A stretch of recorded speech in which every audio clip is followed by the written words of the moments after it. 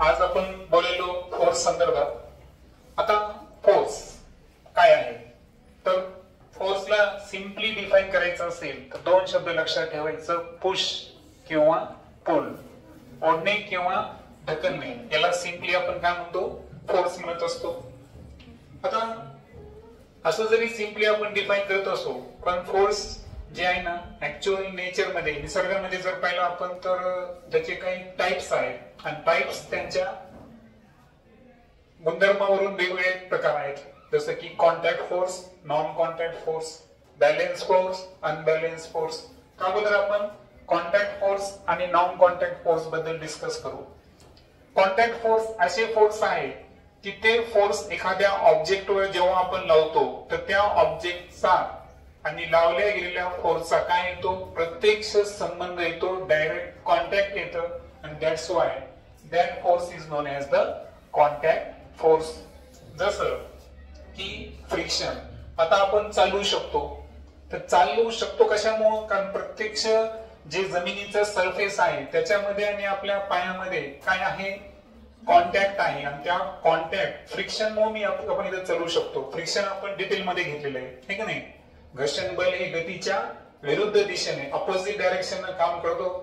जेव्हा आपण समोर समोर चालतो त्याच्या एक्झॅक्ट अपोजिट साइडनं फ्रिक्शन है ना, घर्षण बल हे कार्य करत असतं. आणि म्हणून फ्रिक्शन फोर्स हा कोणता फोर्स आहे, कॉन्टॅक्ट फोर्स.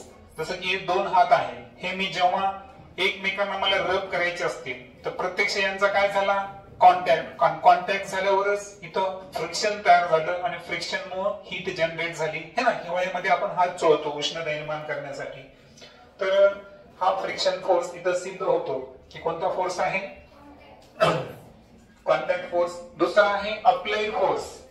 एखाद्या वस्तूवर जेव्हा आपण स्वतःहून बल लावतो ते आपल्याला काय म्हणायचं, अप्लाइड फोर्स. जसं लिहिण्यासाठी पेनवर आपण बोटानं प्रेस करतो, क्रिकेट खेळताना, चेंडू फेकताना किंवा व्यायाम करताना. तर डंबेल्स उचलला अशा वेळेस कोणता फोर्स लावला आपण, मस्क्युलर फोर्स. हा कशामध्ये येईल या ठिकाणी, अप्लाइड फोर्स. आता ते करत असताना आपलं प्रत्यक्ष कॉन्टॅक्ट झाला म्हणून लावल्या गेलेलं बल हे नेहमी कोणतं बल असतं, कॉन्टॅक्ट फोर्स. कोणत्याही वस्तूवर जोपर्यंत आपण बल लावत नाही तोपर्यंत त्याची स्थिती बदलते का, नाही. तिसरा आहे नॉर्मल फोर्स. आता नॉर्मल फोर्स तुमच्यासाठी नवीन असेल. आता एक लक्षात घ्या, सपोज हा अर्थचा पृष्ठभाग आहे आणि इथं एक जण उभा आहे समजा, असं आपण कन्सिडर करू, ठीक आहे. एक छोटी फिगर काढली. आता मला सांगा, प्रत्येक ऑब्जेक्टला काय असतो, मास. प्रत्येक ऑब्जेक्टला काय आहे, मास. आणि मासला जर ग्रॅव्हिटीनं मल्टिप्लाय केलं आपण तर ते असतं त्या वस्तूचं, त्या व्यक्तीचं काय असतं, वजन. लक्षात ठेवा. आता मला सांगा, वस्तूचं गुरुत्वीय बल हे कसं कार्य करतं, पृथ्वीच्या दिशेने, म्हणजे directed toward the centre of the earth. म्हणजे पृथ्वीच्या केंद्राच्या, म्हणजे तो कुठं आहे, डाऊनवर्ड, खालच्या दिशेने ऍक्ट करतो. मग मला सांगा, पृथ्वी जर आपल्यावर गुरुत्वाकर्षण बल लावत असेल तर आपण तर कोलॅप्स व्हायला पाहिजे, पृथ्वीवर सुद्धा टिकायला पाहिजे का, नाही. मग कोणता तरी फोर्स असेल ना, की तुम्हाला मी सांगितलं होतं की फोर्स हा एकटाच कधी आहे का निसर्गामध्ये, नाही. तो नेहमी पेअर्स म्हणजे जोडूच्या स्वरूपामध्ये असतो. ज्या अर्थी आपल्यावर गुरुत्व बल लावल्या चाललं त्या अर्थी कोणता तरी फोर्स असेल की जो गुरुत्व बलाच्या विरुद्ध कार्य करायला आणि आपल्याला कसं ठेवायला, तो बॅलेन्स ठेवायला. नाहीतर आपण चढू फिरू शकलो असतो का, ग्रॅव्हिटीनं तर सातत्यानं आपल्याला ओढलंच असतं. मग तो फोर्स कोणता आहे तर लक्षात घ्या, ग्रॅव्हिटेशनल फोर्स डाऊनवर्ड ऍक्ट होत असेल तर अपवर्ड मध्ये एक फोर्स असतो ज्याचं नाव आहे नॉर्मल फोर्स. कोणता आहे, नॉर्मल फोर्स. म्हणजे जितकं पृथ्वी आपल्यावर गुरुत्व बल लावते है ना, तितक्याच प्रमाणात त्याच्या विरुद्ध दिशेने कोणतं बल कार्य करतं, नॉर्मल फोर्स कार्य करतं. हे दोन्ही एकमेकांच्या विरुद्ध दिशेत काम करतात पण त्या दोघांची व्हॅल्यू कशी असते, सारखी असते. आणि म्हणून हा जो फोर्स आहे हा प्रत्यक्ष आपल्या शरीरावर लावल्या चालला, नॉर्मल फोर्स.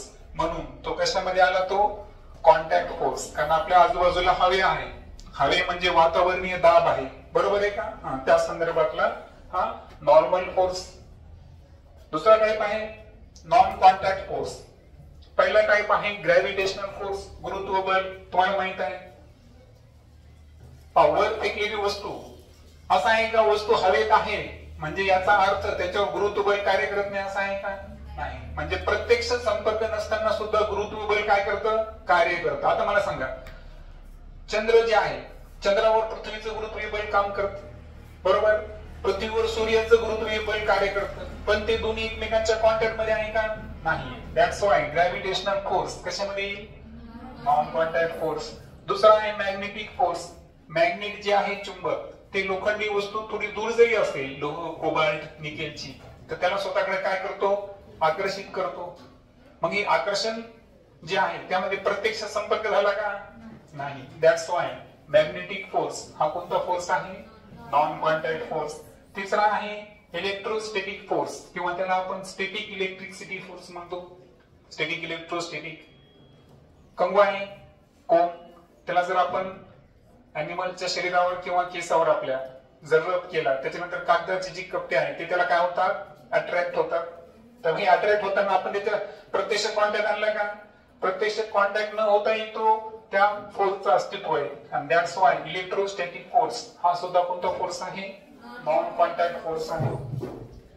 पुढे जर पाहिलं आपण फोर्सचे दोन आणखीन प्रकार आहे. एक आहे बॅलेन्स फोर्स आणि दुसरा आहे अनबॅलेन्स फोर्स.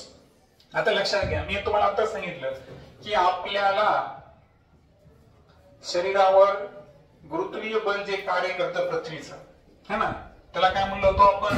mg. आणि तितक्याच प्रमाणात वरच्या दिशेनं कार्य करणारं कोणतं फोर्स आहे? Normal force. आता हे ते नॉर्मल फोर्स आणि आपलं जे वेट आहे हे दोन्ही एकमेकांच्या विरुद्ध आहेत आणि दोन्हीची व्हॅल्यू एकमेकांच्या एवढीच आहे. म्हणजे दोघांनी मिळून आपल्याला नियंत्रण केलं म्हणून हे कोणत्यामध्ये येईल? Balance force. पहा, तुम्ही सीसॉ खेळता, दोन्हीकडे जर वजन सारखं असेल किंवा तराजू मध्ये दोन्हीकडे जर सारखं 1-1 किलो ठेवलं तर तराजू कसा राहतो? सेम राहतो, नियंत्रित राहतो. म्हणजे त्याला काय म्हणायचं? बॅलेन्स. आणि ते सीसॉवर एक जास्त वजनाचा आणि कमी वजनाचा बसला तर सीसॉ काय होणार? जास्त वजनाच्या दिशेने झुकणार. दॅट्स वाय अशा वेळेस फोर्सेस काय झाले? अनबॅलेन्स. कधी कधी तुम्ही रस्सी खेच खेळता पहा, कधी कधी काय होतं की एकदम टफ चालतं.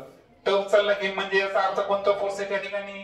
बॅलेन्स. आणि जर एकीकडे काय झालं, सर्वच जण एकीकडे ढकलले गेले, याचा अर्थ एक पार्टीचा फोर्स जास्त होता आणि दुसऱ्या पार्टीचा कसा होता? कमी. मग ती कंडिशन कोणती झाली? अनबॅलेन्स. त्यानंतर फोर्सचे काही गुणधर्म आहेत ते आपण अभ्यासू. फोर्सचा पहिला गुणधर्म पाहा, if several forces applied in same direction, net force is equal to addition of all forces. सोपं उदाहरण घेऊ आपण. पहा, आता हा एक बॉक्स आहे. आता इकडून मी एक जण फोर्स लावायला आणि इथं हा दुसरा. पहा, ए आणि बी, हा पण याला ढकलतोय आणि हा पण या बॉक्सला ढकलतोय. समजा ए वाल्यानं लावला 5 न्यूटन फोर्स, बी वाल्यानं लावला 10 न्यूटन फोर्स. आता हे दोन्ही जे बॉक्सला ढकलायले हे काय करायले बरं? एकाच दिशेला ढकलायले. मग मला सांगा, फोर्स वाढेल का कमी होईल? एकूण फोर्स वाढेल. का वाढलं? कारण दोघांनी बल कोणत्या डायरेक्शन लावलं? सेम डायरेक्शन, एकाच दिशेने लावलं. मग मी तर नेट फोर्स पहा, समजा आता पहिल्यानं फोर्स लावला F1 5 न्यूटन आहे, दुसऱ्यानं लावला फोर्स F2 किती आहे? 10 न्यूटन. मग आता इथं जर नेट फोर्स काढायचा असेल, कोणता फोर्स? Net force. किंवा याला मी लिहितो F नेट. तर कोणाची बेरीज करणार आपण? F1 आणि F2 ची काय करणार आपण? बेरीज. कारण सेम डायरेक्शन लावल्या गेलं. मग सांगा, 5 आणि 10 न्यूटनची जर बेरीज केली तर उत्तर किती येईल? 15 न्यूटन एकूण बल या बॉक्सवर लावल्या गेलं. मग इथं काय झाली? बेरीज. मग नेट फोर्स मध्ये सर्व फोर्सची बेरीज केव्हा करायची? जर सर्व लावलेले गेलेले फोर्स हे कसे पाहिजे आपल्याला? सेम डायरेक्शन मध्ये असेल. आता दुसरी कंडिशन पहा, समजा हा एक बॉक्स आहे, इकडून आता ए आला, हा याला ढकलतोय. समजा इकडून बी आला, हा याला ढकलतोय.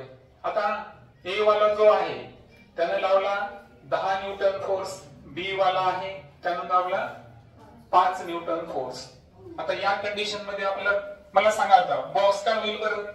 दोन जर विरुद्ध बाजूने ढकलतील, फोर्स वाढेल का कमी होईल? कमी होईल ना, बरोबर आहे का? कारण एकमेकाला ते काय करायले? विरोध करायले, विरुद्ध दिशेने आहे.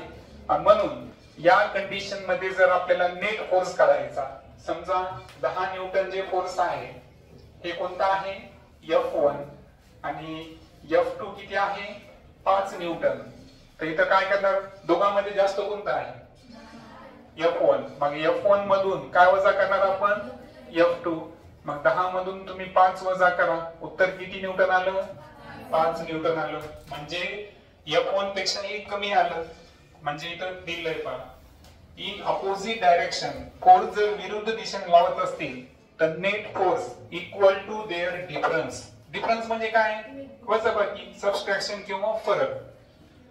आणि तिचं लक्षात घ्या की जे फोर्स आहे हे आपण मॅग्निट्यूड आणि डायरेक्शन या दोन्ही मध्ये महत्वाचं आहे. त्याच्यामुळं ती कोणती क्वांटिटी आहे वेक्टर क्वांटिटी. पहा दिशा बदलली की नेट फोर्स बदलला. जेव्हा सेम डायरेक्शनला फोर्स लावला तेव्हा नेट फोर्स किती आला 15 न्यूटन.